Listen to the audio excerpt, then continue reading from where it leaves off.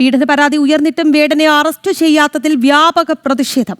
മുഖ്യമന്ത്രിയുടെ കുടക്കീഴിലാണ് വേടൻ കഴിയുന്നത് എന്ന് കേസരി മുഖ്യപത്രാധിപർ ഡോക്ടർ NR മാധു പറഞ്ഞു. വേടന്റെ ബലാത്സംഗത്തെ അടുത്ത കലോത്സവത്തിൽ ഒരുപക്ഷെ സംസ്ഥാന സർക്കാർ പിന്തുണയ്ക്കുമെന്നും അദ്ദേഹം പരിഹസിച്ചു.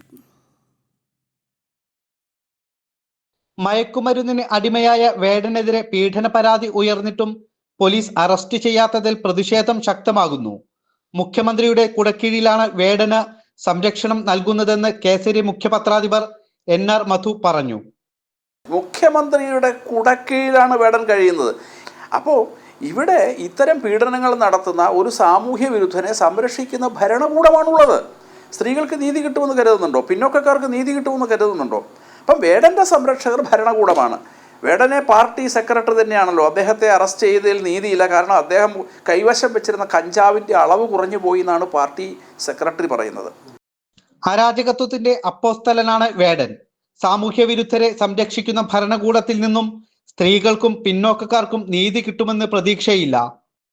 ലോകം മുഴുവൻ കമ്മ്യൂണിസം അരാജകത്വത്തിൽ നിന്നും ഊർജം കൊണ്ട് പ്രവർത്തിക്കുന്ന പ്രസ്ഥാനമാണ്.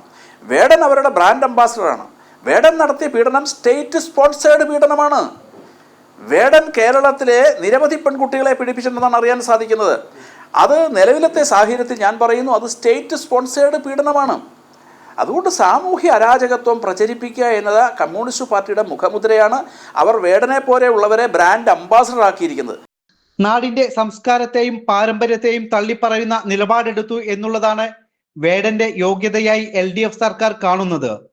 രാജ്യവിരുദ്ധരെയും സാമൂഹിക അസാൻമാർഗിക പ്രവർത്തനങ്ങളിൽ ഏർപ്പെടുന്നവരെയും പിന്തുണയ്ക്കുകയാണ് പിണറായി സർക്കാർ എന്നും NR മാധു കുറ്റപ്പെടുത്തി. ജനം, കോഴിക്കോട്.